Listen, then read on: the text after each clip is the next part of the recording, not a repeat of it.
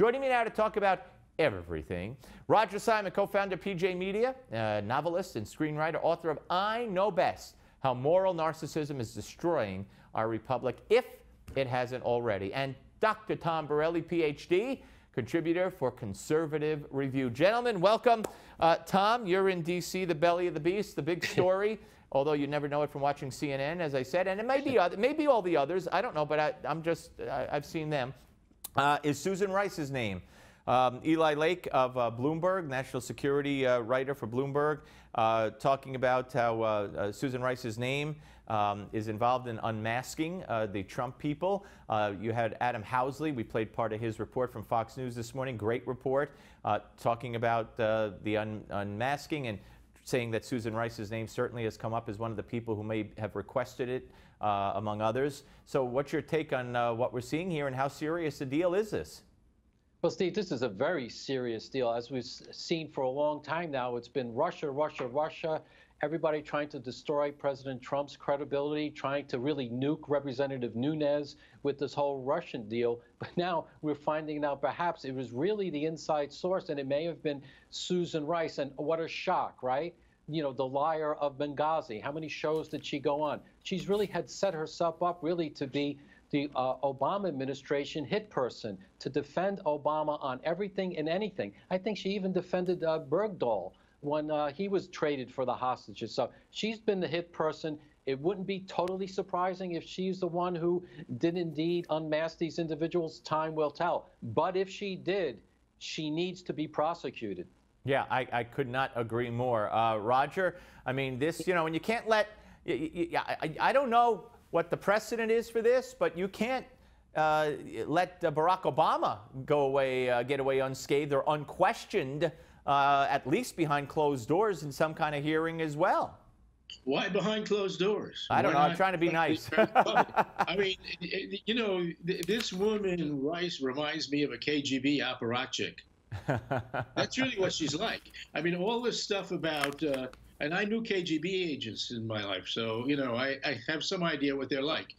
And this woman is totally like that. It's a cold-hearted kind of ends justify the means mentality, which she had, obviously, as Tom said, on Watergate and, excuse me, on Benghazi, and she has it constantly. And she's the type of person that Putin would have beside her. And the fact that they're all going on about Trump and Putin all the time is the purest projection imaginable. This is what it shows. Yeah, no, I mean, yeah, go ahead.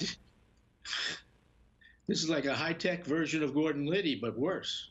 Yeah, and I just wonder, you know, CNN might do well to ask their Justice Department correspondent if her mother knew anything about this, Valerie Jarrett.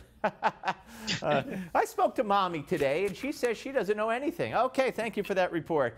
All right, guys, let's move on to the Gorsuch hearing. You know, it turns your stomach, but it's kind of in a funny way, because they're so insignificant. Watching the Feinsteins and the Leahys and the rest of them, you know, trash Gorsuch before the committee vote, the Judicial Committee, which is going to vote any moment on whether or not to bring his nomination to the floor. It's sickening that they would take a fine man like this, who's universally respected by everyone in the law and every organization that rates judges, but it's meaningless because they can't stop it, right? Right, Tom? No, they can't, as long as Mitch McConnell does what he needs to do if they try to filibuster Gorsuch. But again, it's really showing really what the Democrats are really about. They're playing to their base, but their base can't bring them elections. Maybe in the blue states, a few of them, but over time, they're losing more and more of the important Midwest states. They're playing to their base, and it really is just really speaks to the lack of character, that they could look at an individual who is just so incredibly smart, tempered, brilliant, great law record, and they try to trash the man. That says far more about them than him. Yeah, and Roger, what's your reaction when you see these the Schumers of the world trash him? It does say more about them. I'm a little less optimistic maybe than I should be. I mean, I think that that McConnell will use the nuclear option and they will put him on the court. But then what will happen is the media, except for the Stephen Malzberg show and about 2 other places, will go on and on about how bad this man is and how, you know, he's a racist, sexist, homophobe, whatever they can come up with. Right? They'll invent a few words. And a very great part of the public is believing this crap. So that's what we all have an amazing, very hard, almost Sisyphean task, because, you know, Trump did win the election, but his numbers are terrible. And, you know, the whole thing is like very creepy. I wish I could be happier. Wait a minute. Tom Perez said he didn't win the election, and that's going to be in the Give Me 5, the head of the DNC. Let me ask you about Jared Kushner. Before we found out that he went with the Joint Chiefs chairman to Iraq, which is a little curious. I don't have a problem with it, but I would think the Secretary of State would go with him. But, you know, this trashing over the weekend or on Friday, the net worth of the people around Trump, as if it means anything. And they also picked on Jared Kushner and, of course, Donald Trump's daughter and gave you their worth as if it's evil. And how dare they be worth that? Tom, I mean, it's insane, the stories that come out about Trump, his family, and those around him. Well, they'll try everything and everything I've seen. Now we're trying the class warfare card after the Russian card and after, you know, the race card. They keep trying. But look, it turns out a lot of wealthy people happen to be very successful and smart.